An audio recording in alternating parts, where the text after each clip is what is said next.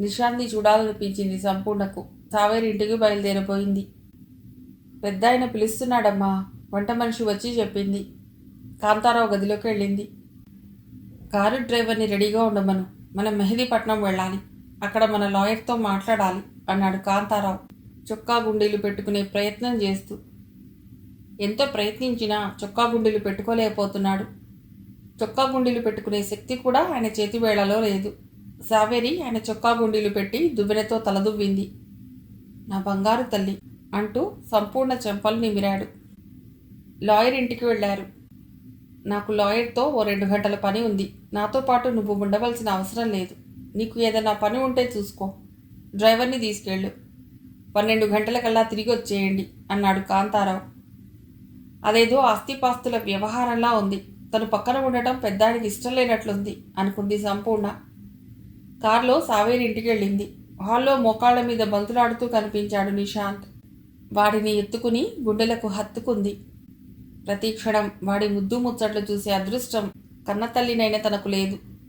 ఎంత అందంగా ఉన్నాడు. పట్టుకుంటే మాసిపోయేటట్లున్నాడు. నిశాంత్ ఒళ్ళంతా ఆప్యాయంగా నిమిరింది. వాడు అమ్మ అంటూ ఆమె బుగ్గలను తన బుల్లి వేళ్లతో నిమిరాడు. అమృతం తాగినంత తృప్తిగా ఉందామెకు. చందమామను చేత్తో నిమిరినంత చల్లదనం ఆమెలో చోటు చేసుకుంది. సావేరి దినకర్ హాల్లోకి వచ్చారు. చూడవే, నన్ను అమ్మ అంటున్నాడు అంది సంపూర్ణ ముచ్చటపడిపోతూ. వాడికి వచ్చిన పదం అదొక్కటే అంది సావేరి. భార్య మాటలకు సంపూర్ణ నొచ్చుకుంటుందేమోననుకున్నాడు దినకర్. సంపూర్ణ చేతుల్లోని నిశాంత్ను తీసుకోబోయింది సావేరి. కళ్ళతోనే వారించాడు దినకర్ భార్యను. నిశాంత్ వేసుకున్న బట్టలను తడివి చూసింది. చెల్లెలు ఎప్పుడో అంతే. తను ఎంతో ప్రేమతో తెచ్చిన బట్టలు వేయకుండా చెల్లెలు కొన్నవే వేస్తుంది. వాడు తినటానికని బిస్కెట్ ప్యాకెట్ తెస్తే జబ్బు చేస్తుంది. సంవత్సరం కూడా నిండని పిల్లవాడికి ఏవి పడితే అవి పెట్టకూడదని అంటుంది. నిశాంత్కి కన్నతల్లి అదే అయినట్లు ప్రవర్తిస్తుంది. వీడి పుట్టినరోజు ఎప్పుడే? దినకర్ వీడి బర్త్డే గ్రాండ్గా చేయాలని అనుకుంటున్నాడు. సంపూర్ణ పక్కన నిలబడి నిశాంత్ తల నిమురుతో అంది సావేరి. నిశాంత్ అదృష్టవంతుడే. అపురూపంగా చూసుకునే తల్లిదండ్రులు వాడికి దొరికారు. వీడి గురించి నాకేం దిగుల్లేదు అంది సంపూర్ణ. బాబుకు నిద్ర వస్తున్నట్లుంది. వాడిని ట్యూబు బెడ్రూమ్లో పడుకోబెడతాను. సంపూర్ణ దగ్గర నుండి బాబుని తీసుకోబోయింది సావేరి. సంపూర్ణ ఇక్కడ ఉండే కాసేపైనా వాడు ఆమె దగ్గర ఆడుకోనివ్వు సావేరిని వారిస్తూ అన్నాడు దినకర్. సావేరికి ఓ భయం ఉంది. బాబు ఎక్కడ అక్క దగ్గర మాలిమవుతాడో, తనకు దూరం అయిపోతాడేమో, బాబుని తనే పెంచుకుంటానని తీసుకువెళ్ళిపోతుందేమోనని భయం ఆమెను పీడిస్తూనే ఉంది. తన ఇంటికి అక్క రాకపోకలు ఎంత తక్కువగా ఉంటే అంత బావుండు. నీకు పిల్లలు పుట్టినా బాబును ప్రేమగా చూసుకుంటావుటే చెల్లెల్ని నవ్వుతూ అడిగింది సంపూర్ణ. నీకు ఆ భయం అక్కర్లేదులే. నాకు పిల్లలు పుట్టే అవకాశం లేదు. గైనకాలజిస్ట్కు చూపించుకున్నాను. గర్భసంచి తీసివేయాలట. ఇహ బాబే నాకు పంచప్రాణాలు అంది సావేరి. సంపూర్ణ కళ్ళల్లో నీళ్లు తిరిగాయి. చిన్న వయసులో గర్భసంచి తీసేయటం ఏమిటే? మరో డాక్టర్కి చూపించుకో. పిల్లల్ని కనాలనే ఆరాటం నాకు లేదక్కా. వీడిని పెంచి పెద్దవాడిని చేసి వాడు ప్రయోజకుడైతే చాలు. మనమెటు పెద్ద చదువులు చదవలేకపోయాం. వీడిని ఇంజనీర్నో డాక్టర్నో చేసి అమెరికా పంపాలి. అదే నా కోరిక. అమెరికాకు పంపడం అంటే అమెరికాకు అమ్మేసుకోవటమే. శాశ్వతంగా దూరమైపోతాడు అంది సంపూర్ణ. 25 ఏళ్ల తర్వాత సంగతులు ఇప్పుడెందుకు గాని మీ అక్కయ్యని నిలబెట్టే మాట్లాడుతున్నావు. టిఫిన్ కాఫీ సంగతి చూడు అన్నాడు దినకర్. సావేరి వంటగదిలోకి వెళ్ళింది. ఎప్పుడూ మీ కళ్ళ ముందు ఉంటాడనుకుని మీరు మీ బిడ్డని చెల్లెలికి దత్తత ఇచ్చారు. అదేమో ఇప్పుడు మీకు దూరంగా తిరిగిపోయి బిడ్డ మీద మీ నీడ కూడా పడకూడదనుకుంటోంది. బెంగళూరులో బిజినెస్ పెట్టమని నన్ను సతాయిస్తున్నది. మేము బెంగళూరులో ఉంటే మా ఇంటికి మీరు తరచుగా రారుగా అన్నాడు దినకర్. బాబు శారీరకంగా దూరంగా ఉన్నా ఎప్పుడూ నా మనసులోనే ఉంటాడు, నాతోనే ఉంటాడు. మాది పేగుబంధం అంది సంపూర్ణ. మీ చెల్లెలి ప్రవర్తనతో మీరేం బాధపడకండి. వాడితో అటాచ్మెంట్ పెట్టుకుంది, సెంటిమెంటల్. ఎక్కువసేపు నేనెత్తుకున్నా ఓర్చుకోలేదు. నేను కోరుకునేది అదే. వాడు నా దగ్గర పెరిగితే పెళ్లి కాకుండానే వీడిని కనేసింది అని నలుగురు 4 రకాలుగా మాట్లాడతారు. సావేరి పరాయిది కాదు. ఒక తల్లి రక్తం పంచుకొని పుట్టిన వాళ్ళం. చిన్నప్పుడే అమ్మ చనిపోతే చెల్లెళ్ళిద్దరికీ నేనే స్నానాలు చేయించేదాన్ని, బట్టలు తొడిగేదాన్ని, అన్నం తినిపించేదాన్ని. సావేరి బాబు తన కొడుకని అనుకున్నా నాకు సంతోషమే. మనసులోని మాట చెప్పేసింది సంపూర్ణ. నిశాంత్ సంపూర్ణ చీర తడిపాడు. మీరంటే బాబుకి ఇష్టం, మీ చీర తడిపాడు అన్నాడు దినకర్. కన్నతల్లిని కదా. అప్పుడే వంటింట్లో నుండి హాల్లోకి వచ్చిన సావేరికి ఆ మాటలు వినిపించాయి. చిర్రెత్తుకొచ్చింది ఆమెకు. మాటి మాటికి కన్నతల్లి కన్నతల్లిని అలా అనకే. బాబుకు తల్లిని నేనే.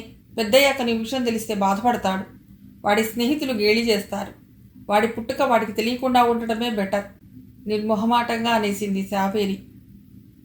అలాగే లేవే, పొరపాటునన్నాను. మరొకసారి ఆ ప్రస్తావన తీసుకురాను అంది సంపూర్ణ.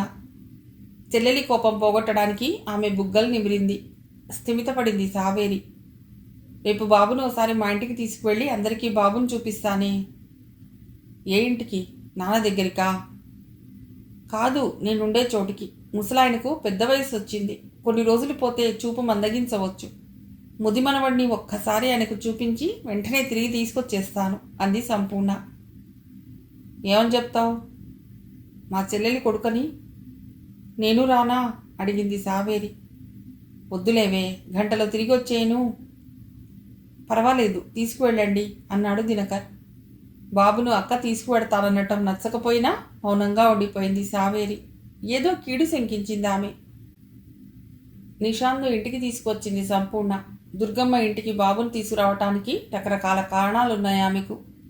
ఆ ఇంటితో సంపూర్ణకు అనుబంధం ఉంది. కొడుక్కి కూడా ఆ ఇంటితో అనుబంధం ఏర్పడాలి. బాబు పూర్తిగా సంతోష్కి రబ్బర్ స్టాంపే. అన్నీ సంతోష్ పోలికలే. దుర్గమ్మ కానీ పెద్ద ఆయన కానీ గుర్తుపట్టగలుగుతారా? గోపాలరావు గారికి ఒక్కరికే బాబు ఎవరో తెలుసు. బాబుని చూడాలని ఆయన పరితపించటం, ఏదో ఒక వంకబెట్టి బాబును తమ ఇంటికి తీసుకురమ్మని రోజూ సంపూర్ణను అడుగుతూనే ఉంటాడు. హాల్లో దుర్గమ్మ ఎదురొచ్చింది. ఎవరి పిల్లాడు? సిటీలో పసిపిల్లల్ని ఎత్తుకుపోయే దొంగలు ఎక్కువైపోయారట. పేపర్లో చూడలేదు? దుర్గమ్మ మాట తీరే అంత. సూటిపోటి మాటలు, అనవసర ప్రసంగం ఎక్కువగా చేస్తూనే ఉంటుంది. మా చెల్లెలు సావేరి కొడుకు. వీడి పేరు నిశాంత్. బాబుని ఎత్తుకుంటుందేమోనని దుర్గమ్మ దగ్గరకు తీసుకెళ్ళింది. పేరు నేను అడగలేదుగా అంటూ నిశాంత్ మొహంలోకి చూసింది. నిశాంత్ చిరునవ్వులు చిందిస్తూ ఎత్తుకోమన్నట్లు ఆమె వైపు చేతులు చాచాడు. బాబు ముద్దొస్తున్నాడు. ఎత్తుకోవాలనిపించింది. మరుక్షణంలోనే వాడు పనిపిల్ల చెల్లెలి కొడుకుని స్ఫురించటంతో బాబును ఎత్తుకోబోయిన చేతులు వెనక్కి తగ్గాయి. ఎవరో బాగా పరిచయం ఉన్న వ్యక్తి పోలికలు కనిపించాయి. చిరునవ్వులు చిందించే ఆ మోము ఎవరిది? పోలికలు ఎవరివో గుర్తుపట్టలేకపోయింది. ఎవరో పిల్లాడులే, వాడి పోలికలు ఎలా ఉంటే తనకెందుకు అలా అనుకుని మౌనంగా ఉండలేకపోయింది. ఆ పిల్లవాడు ఆమె ఎదచలమలో నీళ్లు పుట్టించాడు. పిల్లవాడిని సోఫాలో కూర్చోబెట్టి మంచినీళ్ల కోసం లోపలికి వెళ్ళింది సంపూర్ణ. బాబు వైపు మళ్లీ తేరిపార చూసింది దుర్గమ్మ. మనస్సు మైమరిపించే బాలకృష్ణుడి రూపం. అటు ఇటు చూసి ఆ బాబును ఎత్తుకుని ముద్దాడింది దుర్గమ్మ. వాడి మూతి చొంగ ఆమె బుగ్గలకు అంటింది. ఎవరి అబ్బాయి? అయస్కాంతంలాగా మనస్సుకు హత్తుకుపోతున్నాడే. హాల్లోకి చిన్న గ్లాస్ నీళ్లతో తిరిగి వచ్చిన సంపూర్ణ కళ్ళలో దుర్గమ్మ బాబుని ఎత్తుకున్న దృశ్యం కనబడింది. నవ్వొచ్చింది. ఎలాగైనా రక్తపాసం కదా, బాబుకు దూరంగా ఎలా ఉండగలదు? నువ్వటు వెళ్ళగానే బాబు ఏడుస్తుంటే ఎత్తుకున్నాను. వీడిని తీసుకో అంది దుర్గమ్మ బాబును సంపూర్ణకి ఎత్తుకోమని ఇచ్చేస్తూ. బాబు ఏడవలేదని సంపూర్ణకు తెలుసు. 5 నిమిషాల వ్యవధిలోనే బాబు ఆమె మనసుకు దగ్గరయ్యాడు. దుర్గమ్మ కళ్ళలో వెలుగు చూడటానికే వాణ్ణి తీసుకొచ్చింది. హాల్లో నుండి కదల్లేదు దుర్గమ్మ. అకౌంట్స్ బుక్ చూస్తున్నట్లు నటిస్తూ ఉందే గాని ఆమె చూపులన్నీ బాబు మీదే. బయట నుండి వచ్చాడు గోపాలరావు. ఆయన చూపులు సంపూర్ణ ఒళ్ళో కూర్చుని కేరింతలు కొడుతున్న నిశాంత్ మీద పడ్డాయి. ఓరి ముద్దుల మనవడా, ఎప్పుడొచ్చావురా అంటూ సంపూర్ణ ఒడిలోని బాబుని తీసుకుని ఎత్తుకున్నాడు గోపాలరావు. దుర్గమ్మను గమనించలేదు. మనవడేమిటి? గోపాలరావు మాటలు అర్థం కాక అడిగింది. చెప్పాలా వద్దా సంశయంలో పడ్డాడు గోపాలరావు. సంపూర్ణ వైపు చూశాడు. మీ ఇష్టం అన్నట్లు ఆయన వైపు చూసిందామె. చెబితే ఓ చిక్కు. వాస్తవాన్ని జీర్ణించుకుంటే దుర్గమ్మతో ఇబ్బంది ఉండదు. ఆమె కోపం వస్తే చనిపోయిన కొడుకును అప్రతిష్ఠ చేస్తున్నారని భావిస్తే తనకు సంపూర్ణకు కలిగిన అక్రమ సంతానమని, అది కప్పిపుచ్చడానికి చనిపోయిన కొడుకుకు పుట్టిన బిడ్డ అని అబద్ధాలు చెప్తున్నారని దుర్గమ్మ అనుకుంటే మరిన్ని చిక్కులొస్తాయి. సంపూర్ణని ఇంట్లో నుండి వెళ్ళగొడుతుందేమో. దుర్గమ్మకు చెప్పకపోవటమే మంచిది. మనవడిని ఎందుకన్నానంటే సంతోష్ బతుకున్నట్లయితే వాడి కొడుకు కూడా మన ఇంట్లోనే ఈ బాబులా అని దొర్లాడుతూ ఉండేవాడు కదా. ఏ చిన్నపిల్లవాడిని చూసినా మనవడేననిపిస్తోంది అన్నాడు గోపాలరావు. సంపూర్ణ చెల్లెలి కొడుకు, ముద్దొస్తున్నాడు గదూ అంది దుర్గమ్మ భర్తతో. స్థిమితపడ్డాడు గోపాలరావు. బాబుని ఎత్తుకుని సోఫాలో పక్క కూర్చున్నాడు గోపాలరావు. ఆయన జేబులోని పెన్ను లాగేస్తున్నాడు బాబు. నీకు బాగా చదువు వస్తుంది లేరా, పెన్ను లాక్కుంటున్నావు, అల్లరి భడవా అంటూ దుర్గమ్మ గోపాలరావు దగ్గరకు జరిగి కూర్చుంది. కెమెరా తీసుకొచ్చి ఓ ఫోటో తీయమ్మాయి. అమ్మగారు నవ్వు మొహంతో నా పక్కన కూర్చోవటం పెద్ద వింత. నన్ను చూస్తేనే కంపరం ఆమెకు అన్నాడు గోపాలరావు నవ్వుతూ. అన్నపూర్ణ పిల్లల్ని తీసుకువెళ్ళిన తర్వాత ఇల్లంతా బోసిపోతోంది.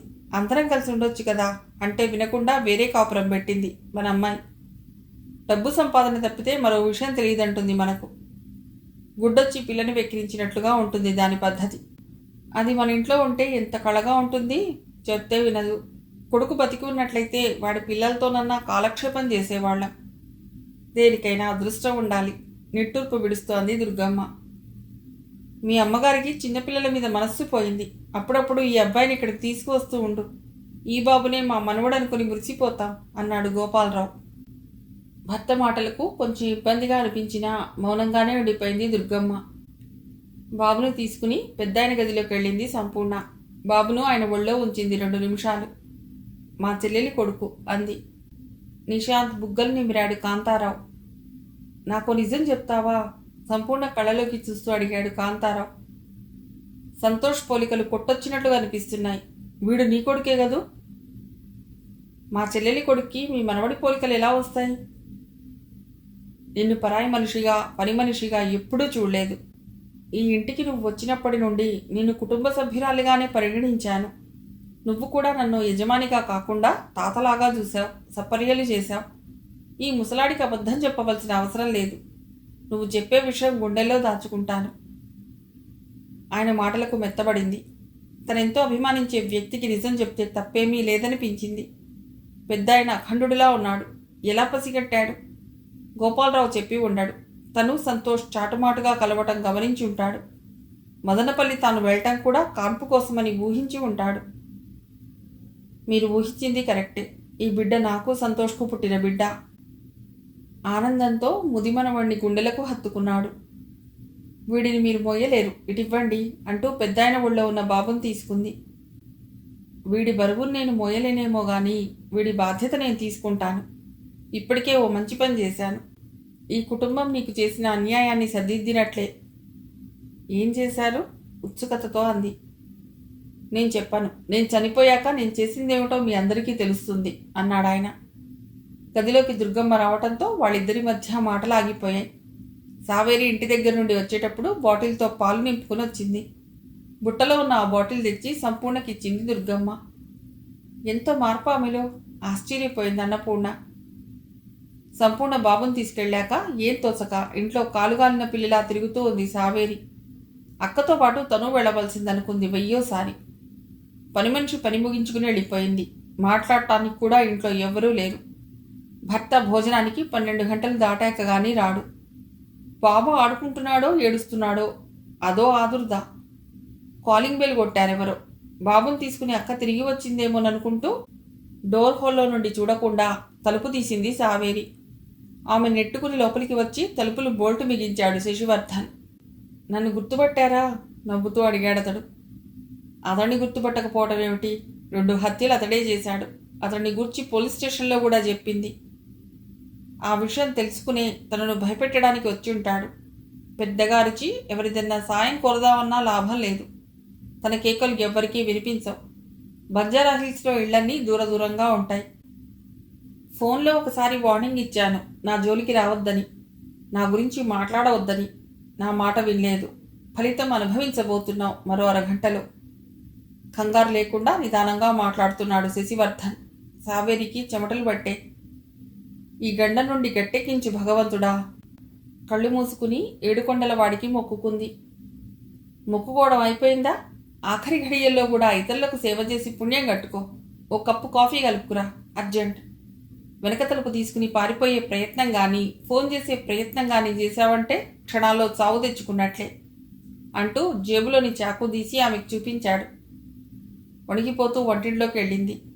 ఓ కప్పు పాలు వెచ్చబెట్టి బ్రూ కాఫీ పౌడర్, పంచదార కలుపుకొని కాఫీ కప్ అతడికి అందించింది. కంగారులోనూ కాఫీ చక్కగా తయారు చేశావు, థ్యాంక్స్ అన్నాడు అతడు కాఫీ చప్పరిస్తూ. ఆడవాళ్ళని చంపడం అన్యాయం. మగవాళ్ళని చంపితే తిరగబడతారు. ఎవరిది బలం ఉంటే వారిదే పైచేయి అవుతుంది. ఆడవాళ్ళు భయంతో వణికిపోతూ నిలబడతారే గాని ఉన్న కొద్దిపాటి కండబలంతో ఎదిరించరు. నీ సంగతి చూడు, చేతికందిన వస్తువులతో నన్ను కొట్టాలని ప్రయత్నించలేదు. చేతులతో కాళ్లతో నన్ను కొట్టి తలుపు గడియ తీసుకుని బయటకు పరిగెత్తే ప్రయత్నం చేయలేకపోయావు. కత్తి చూసి భయపడి కాఫీ కలుపుకుని వచ్చావు. పిరికి వాళ్ళని చూసి నేను జాలిపడను. అతడు కాఫీ తాగాక కప్పు టీపాయ్ మీద పెట్టి ఆమె దగ్గరికి వచ్చాడు. నన్ను చంపినంత మాత్రాన చట్టానికి దొరకకుండా తప్పించుకోగలవా? ధైర్యం చేసి అడిగింది అతడికి కొంచెం దూరంగా జరిగి. శిక్ష పడకుండా తప్పించుకోవాలనే తాపత్రయం నాకు లేదు. వరుసగా 12 హత్యలు జంట నగరాల్లో చేయాలనుకున్నాను. అవి పూర్తయ్యాక నేనే పోలీసులకు లొంగిపోవాలనుకున్నాను.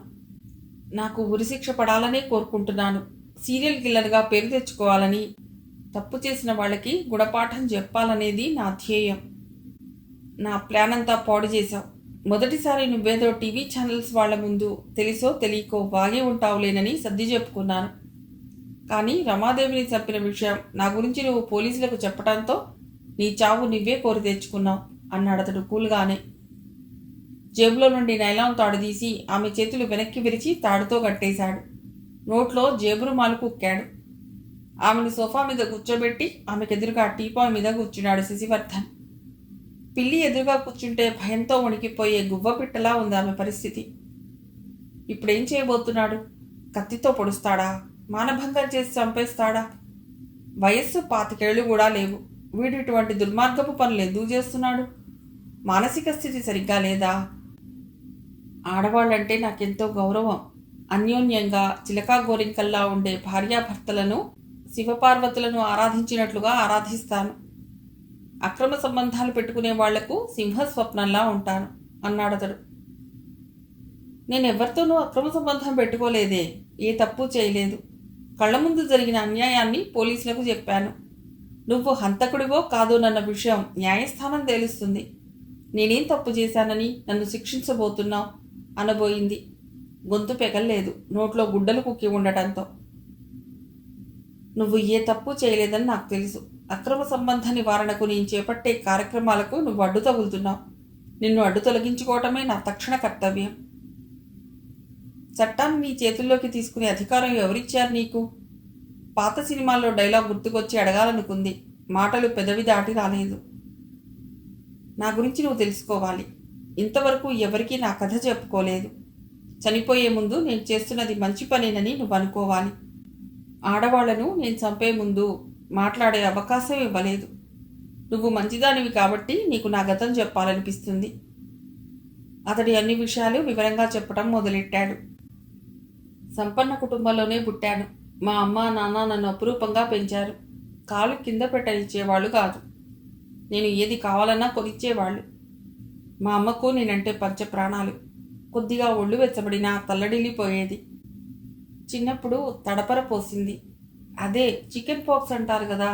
ఒళ్ళంతా పొక్కులు, ఒకటే దురద, గోక్కుంటే పుళ్ళు పడతాయని వారం రోజులు నా మంచం పక్కనే కాపలా కాసింది అమ్మ.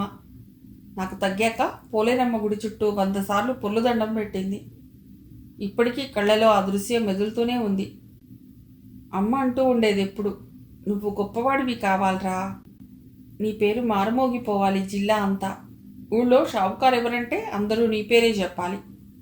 ఆ సంపదను నువ్వు కాపాడుకోవాలి. దుబారా చెయ్యొద్దు. నీకు పిల్లలు పుడతారు. వాళ్ళని బాగా చదివించు. చెడ్డదారి పట్టకుండా చూసుకో. కాలేయం దెబ్బతిని అమ్మ చనిపోయింది. చనిపోబోతున్నానని ముందే తెలిసినేమో నా తల నిమురుతూ ఎప్పుడు అంటూ ఉండేది ఆ మాట. ఆమె పేరు మీద ఆ రోజుల్లోనే 10 లక్షల విలువ చేసే ఆస్తి ఉండేది. వీలునామాలో ఆమె పేరు మీద ఉన్న ఆస్తినంతా మా నాన్నకు రాసిచ్చింది. ఆ ఆస్తి మా నాన్న నాకే ఇస్తాడని ఆమె నమ్మకం. మా నాన్న పేరు మీద కూడా కొంత ఆస్తి ఉంది. అమ్మ అంటే ఎంతో ప్రేమగా ఉండేవాడు నాన్న. 2 సంవత్సరాలు పెళ్లి మాటే ఎత్తలేదు. మా ఊరికి బదిలీ మీద కొత్త టీచర్ వచ్చింది. మా ఇంట్లోనే అద్దెకుండేది. ఆమె నాన్నకు అద్దె ఇచ్చినట్లు ఎప్పుడూ నేను చూడలేదు. మా నాన్నే ఆమెకు డబ్బు సర్దుతూ ఉండేవాడు. నాన్నను వల్లో వేసుకుంది. ఆమెను పెళ్లి చేసుకున్నాడు. నాకు కష్టాలు మొదలయ్యాయి. అమ్మ చనిపోయేటప్పటికీ నాకు 10 ఏళ్ళు.